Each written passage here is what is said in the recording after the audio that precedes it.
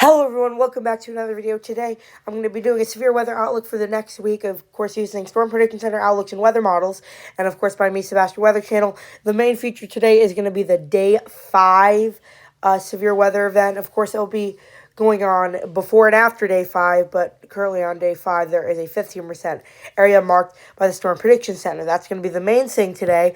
Before we get into that, we are going to be talking about Storm Prediction Center Day 1 outlook. There's a marginal risk today in Texas, Louisiana, and Arkansas with a 2% tornado risk, 5% wind outlook, and a 5% hail outlook. So all threats possible. Day 2 SPC outlook for the parts of the Gulf Coast, Louisiana coast, Mississippi, Alabama coast, and the western Florida Panhandle coast with a 2% tornado risk, 5% wind risk, and no hail risk. And now Day 5, we have a 15% risk by the Storm Prediction Center in Arkansas, Missouri, Oklahoma, parts of Texas, Louisiana, Mississippi, Tennessee, Kentucky, as well as a bit of Illinois and Indiana. So if we're looking at bulk shear, we're seeing bulk shear upwards towards of 70 knots. Bulk shear is going to help with thunderstorm development, especially tornado like rotation and things of sorts. And we can see the line in the middle crossing Mississippi. A derecho is possible. I'm not saying it will happen, but a derecho is definitely possible. So yeah, because especially with upwards of 70 knots of bulk shear. Even 50 knots can be bad, but when you have starting to get into 70 knots, which you can see in those reds there, those can be pretty bad. Cape, not too much cape, but you don't need tons and tons of cape to have severe thunderstorms. All that matters here is that some cape is present, but that is definitely going to limit a lot of severe weather potential. No, but still, a big severe weather event is possible. And if we look at the helicity really helps with tornado rotation. We see the line over Mississippi, Alabama, Arkansas, Louisiana, parts of Tennessee, Missouri. There is some helicity present.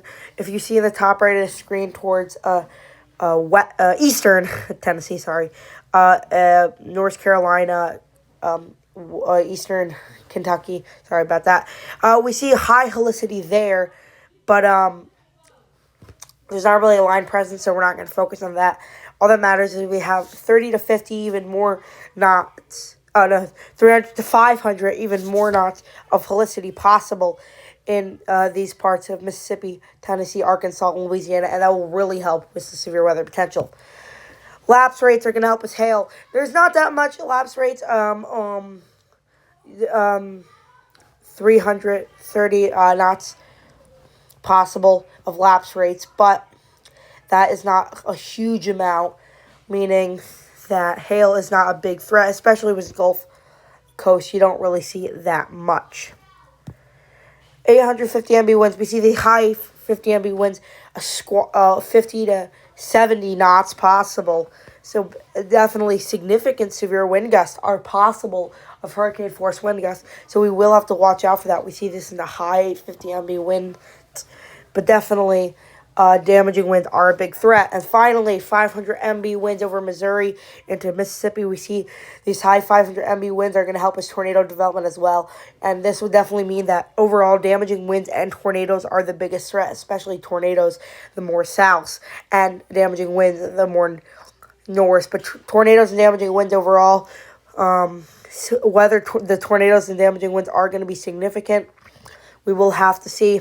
But they're definitely both still a threat. And of course, we have those isolated severe weather events today and tomorrow near in the Gulf Coast and Texas, Louisiana, and Arkansas. So there's no graphics for this video. I think I'm still too uncertain. I want the models to get a little more consistent before I make any graphics.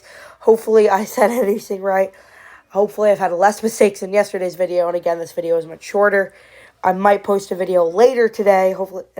Hopefully I wasn't talking too fast and yada yada. But thanks for watching. I might post a video later today. It was the second video to my 2023 preliminary hurricane season forecast, because that was number 1. I might make a number 2 as like part 2, but we will see or if I can find any other big events. It doesn't seem like there's a lot other than the severe weather currently, but I will keep you guys updated. So I might post a video later today or tomorrow. Hopefully I made less mistakes. And without further ado, that's it. And have a great day, guys. Bye.